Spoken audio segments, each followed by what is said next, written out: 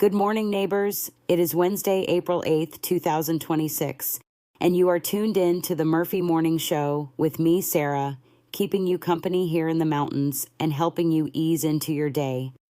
Grab that first cup of coffee, settle in, and let us catch up on what is happening in and around Murphy, North Carolina this morning. Let us start with local news close to home. The Cherokee Scout is leading today with a scam alert that directly affects Murphy residents after a wave of fake notice of default letters about parking or toll violations started showing up in local mailboxes and online messages. Law enforcement and state officials are urging everyone to look carefully at any violation notice they receive, double-check the sender, and never click on suspicious payment links or give out personal information before confirming that the notice is legitimate. If something feels off, you are encouraged to contact local authorities or the issuing agency directly rather than responding to the letter or link.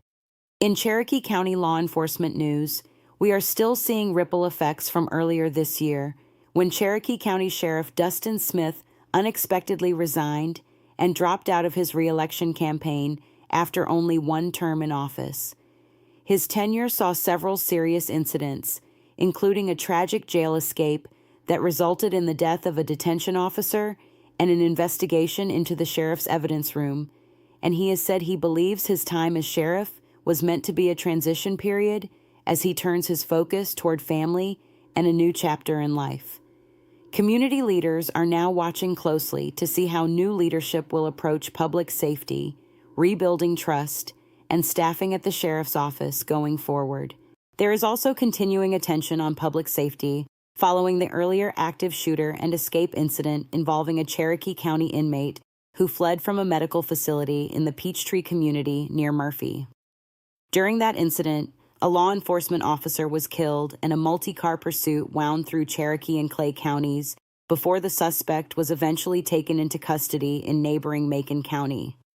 Officials have stressed that there is no ongoing threat to the public from that particular case, but the event has renewed conversations about security procedures during inmate transports and medical visits, and about how to best support the families of fallen officers and first responders.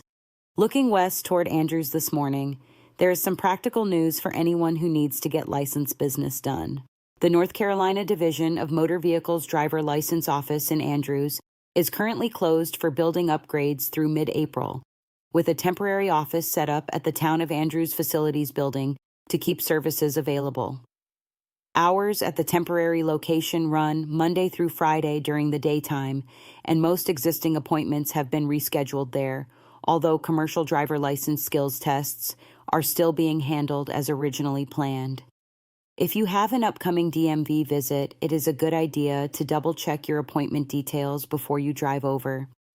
On the infrastructure front, Andrews has also been in the spotlight for its wastewater treatment plant project, with local coverage describing the recent groundbreaking as a sign of progress after years of planning and preparation. Community leaders say the upgraded facility is expected to support future growth, improve environmental protection, and help the town keep up with regulatory requirements as more people and businesses put down roots in the Valleytown area. For those of you who travel or commute between Murphy and Andrews, all of this investment is part of a broader effort to make sure our regional infrastructure keeps pace with development in the western North Carolina mountains. Regionally, there is continuing concern about wildfire risk in western and central North Carolina, especially during dry and windy spells in early spring when vegetation has not fully greened up.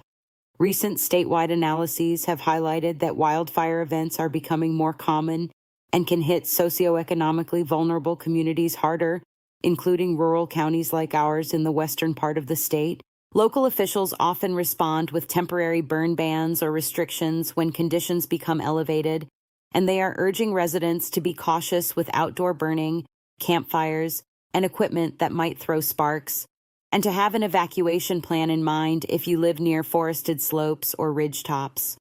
All right, let us take a look at the weather for Murphy, North Carolina, for the next 3 days so you can plan your week. Today, Wednesday, April 8th, expect a cool and breezy spring day, with an afternoon high around the mid-50s and an overnight low dropping into the mid-30s under mostly clear skies.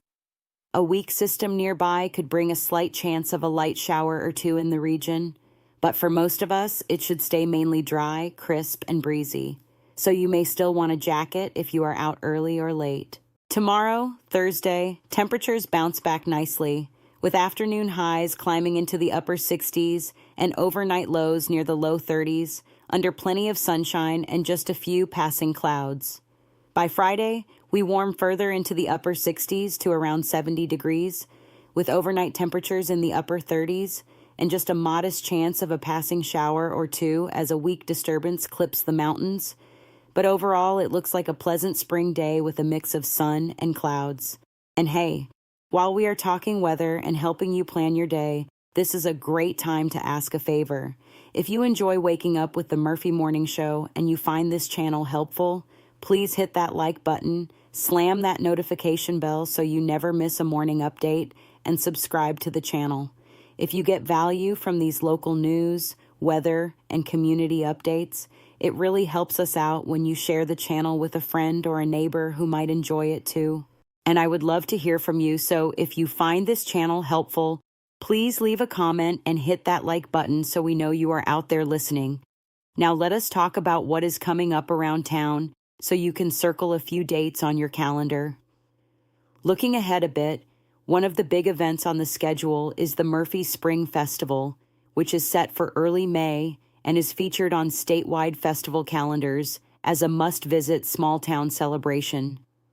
Downtown Murphy will come alive with local vendors, arts and crafts, food trucks, live music, and activities for kids, giving families and visitors a full day to stroll the streets, enjoy the warm spring air, and support local businesses and makers. If you enjoy that kind of fun, it is not too early to plan parking, bring some cash for the vendors, and maybe a folding chair so you can relax and listen to the music. Before we even get that far into May, the Murphy Farmers Market kicks off its 2026 season right here in town in early April, bringing fresh produce, baked goods, local crafts, and handmade items to the heart of downtown. Opening Saturday is expected to feature a wide range of local farmers and artisans, and it is a great chance to reconnect with neighbors you have not seen much through the winter, pick up some early spring greens, and meet new vendors. If you go, consider bringing your own reusable bags, give yourself a little extra time for parking, and keep an eye out for pets and kids as you cross the streets around the market area. If you are looking for a short road trip, our neighbors over the line in Blue Ridge, Georgia, and around the North Georgia mountains have a full slate of April events that many Murphy folks enjoy pairing with a day of shopping or dining. Blue Ridge is hosting a run of performances of the Southern Stage favorite Steel Magnolias at the Blue Ridge Community Theater this month, giving you the chance to take in some live theater after a day wandering the downtown shops. Later in April, there is also a Trout and Outdoor Adventures Festival in Blue Ridge that focuses on fly fishing, outdoor gear, and family-friendly activities, which could make for a fun weekend outing for anglers and anyone who just loves being outside. Also, within easy driving distance, the Georgia Mountain Fairgrounds near Hiawassee and the Blairsville area have a number of spring happenings on the calendar.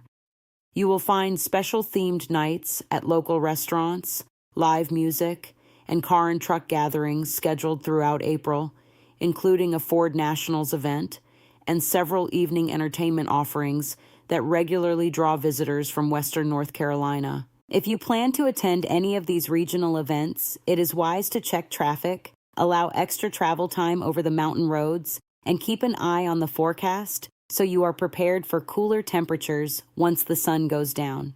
As always, when you are heading out to local festivals, markets, or concerts, make sure to use extra caution on our winding mountain roads, especially early in the morning or after dark, when visibility can be lower and wildlife is more active near the shoulders. Consider carpooling with neighbors or family when you can, both to save on parking and to cut down on traffic congestion in our small downtowns.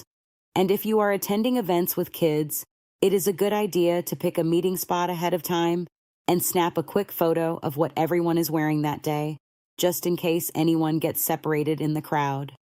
That is going to do it for this Wednesday edition of the Murphy Morning Show. I am so grateful you chose to spend part of your morning with me, Sara, as we walk through the latest local news, the 3-day forecast, and what is coming up around our mountain communities. Remember, if you enjoyed today's show, please subscribe to the channel, tap that like button, slam the notification bell so you will know when the next episode drops, and share the channel with a friend who loves Murphy and the surrounding towns as much as you do. Leave a comment to let me know what stories you would like to hear more about, and I will be right back here with you tomorrow morning with more news, weather, and community happenings from our little corner of the mountains.